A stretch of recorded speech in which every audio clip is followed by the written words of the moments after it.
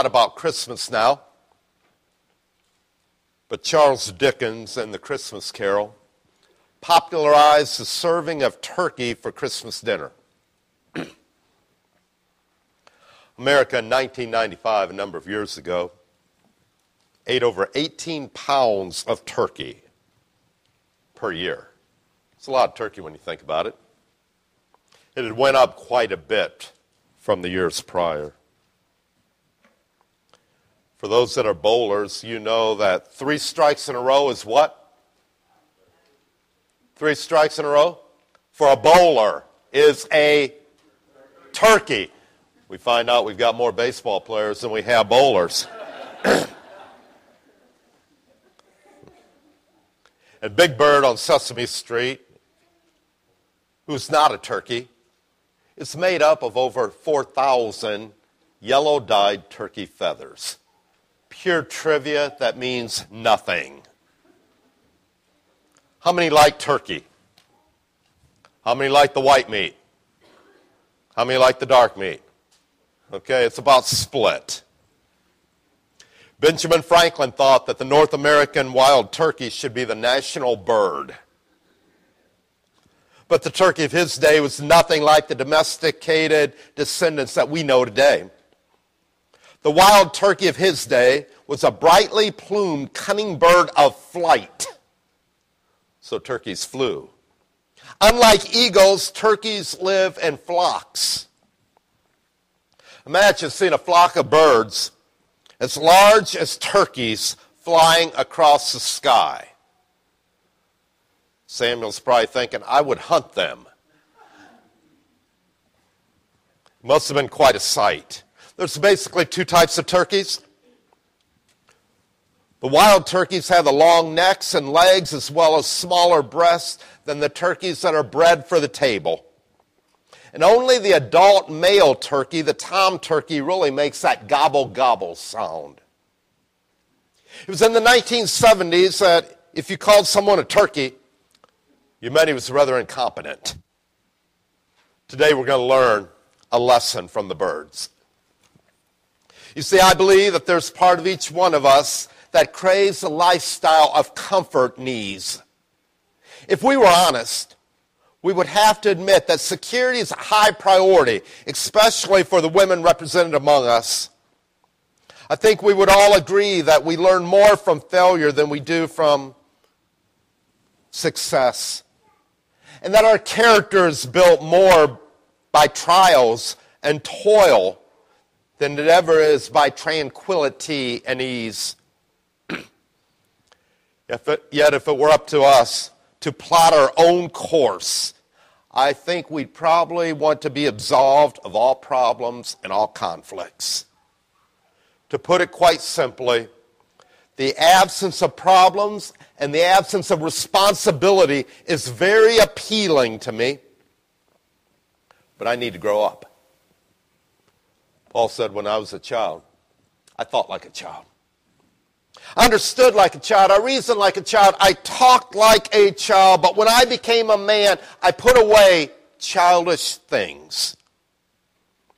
King David, the greatest king of all Israel, wrestled a little bit with growing up. Many years ago in Psalm 55, verses 4 through 8. He said, I would like to escape the conflict. I would like to escape all my problems. Now, he had killed a lion. He had killed a bear. He had killed Goliath. He'd won many battles. David was famous. You can think of famous athletes, popular people in our day. And there were times when he went out of his house and he heard the multitudes on the street crying, Saul has slain his thousands, but David his tens of thousands. His popularity was high. Yet this same David said in Psalm 55, 4 through 8, I want to escape the popularity. I want to escape the problems. I want to escape. Turn with me, if you will, in your Bibles to Psalm 55.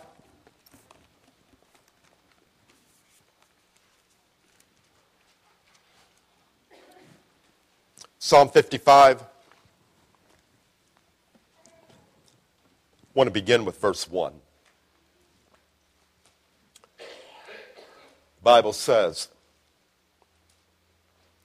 Listen to my prayer, O God. Do not ignore my plea. Hear me and answer me.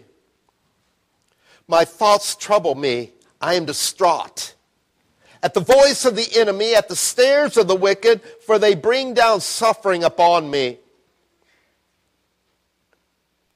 They revile me in their anger. My heart is in anguish within me.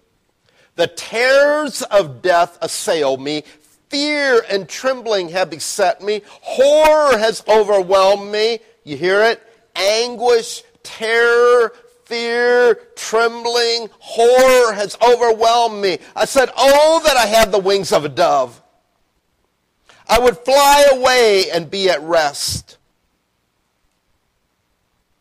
I would flee far away and stay in the desert. I would hurry to my place of shelter, far away from the tempest and the storm. You see, the wings of a dove represent peace. And David is saying, I would like to escape into peace and solitude. Not a getaway weekend. I would prefer a getaway life. I don't want to bother anybody. I don't want anybody bothering me. I want to hurry to my place of shelter, far away from the tempest and the storm, far away from the terror, far away from the fear, far away from the trembling, far away from the horror, far away from that anguish deep within my heart. Stop the world. I want off. I give up. I quit. I surrender. I would like to take a flight somewhere else. I'd settle for the desert. How many have ever felt like that at least once in your life? At least one time. Frustrated because of people, because of pressure, and because of problems. I think we all have. One evangelist said Christians are ready to burn out when the world is ready to burn up. God give us some strength. There are 3 lessons that I want us to remember regarding God and the birds. Some people say you have a bird brain. That would not be a compliment.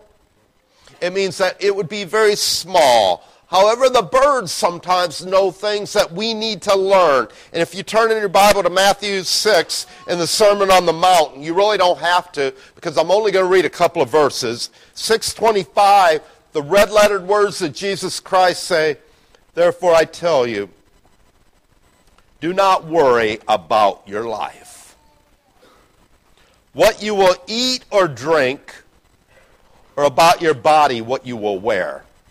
Is not life more important than food? How many would say yes? Life is more important than food. Now, we've eaten a lot of food lately, but life is more important than that. And the body more important than clothes. How many of the ladies would say, yeah, the body's more important than clothes? Even though you spend a lot of time worried about looking in the mirror and how you're looking, the body's more important than clothes. Or for the guys, the body's more important than cars. Verse 26, look at the birds of the air. They do not sow or reap or store away in barns, and yet your heavenly Father feeds them. God is a provider for the birds. Are you not much more valuable than they? And we would say, yeah, we are more valuable than the birds. Who of you by worrying can add a single hour to his life? Because you see, worry is counterproductive to living God's way. Look at the birds of the air. The first lesson that I want us to learn today is that God has not given us wings to escape. You can write that down. God has not given us wings to escape. Although David wanted to have wings like a dove in order to fly away, I want to tell you, he never really got them. Because God has not given us wings to escape. And good parents among us would know that emotionally being resilient is taking a lot of hits in stride. There were times that it was hard to parent, but you took a few hits and you emotionally bounced back. You see, I'm convinced that there will never be peace without until there's first peace within. Let me illustrate that. You've seen people camping. Maybe you've been among the campers on that getaway weekend, and they've gone to the middle of nowhere.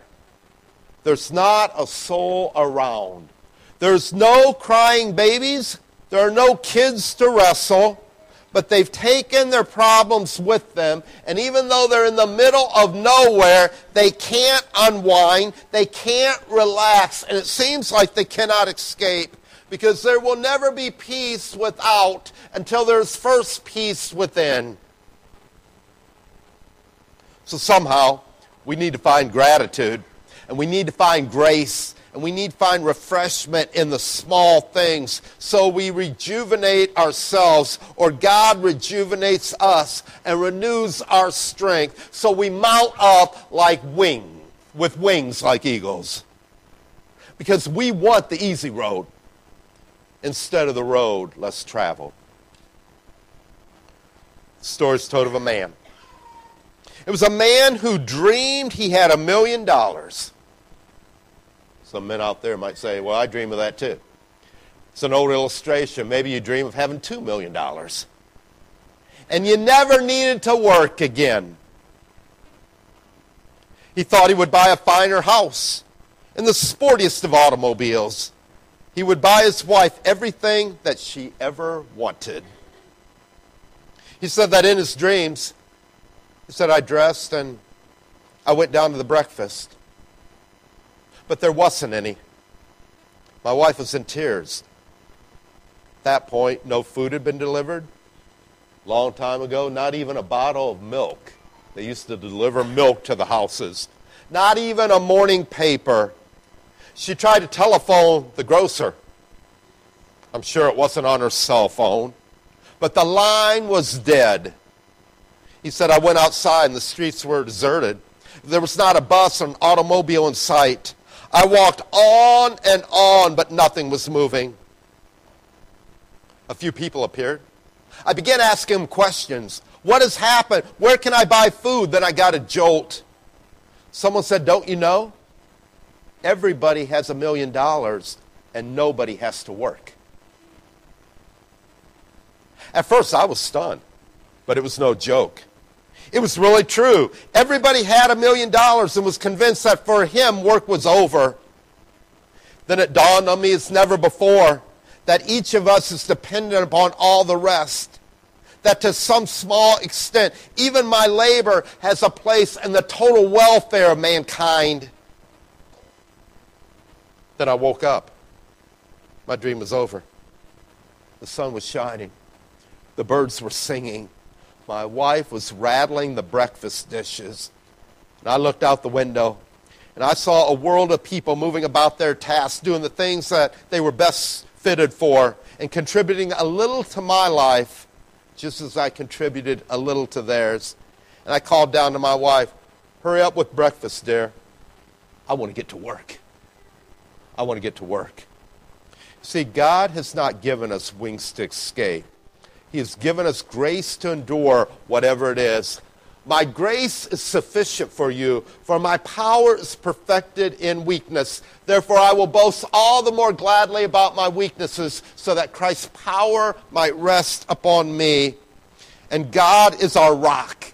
God is our retreat. God is our refuge. If we want to go somewhere, if you really want to go somewhere, maybe we need to go to church. Maybe here's a good place to be. The second lesson that I want us to remember is that God stirs up our nest of security.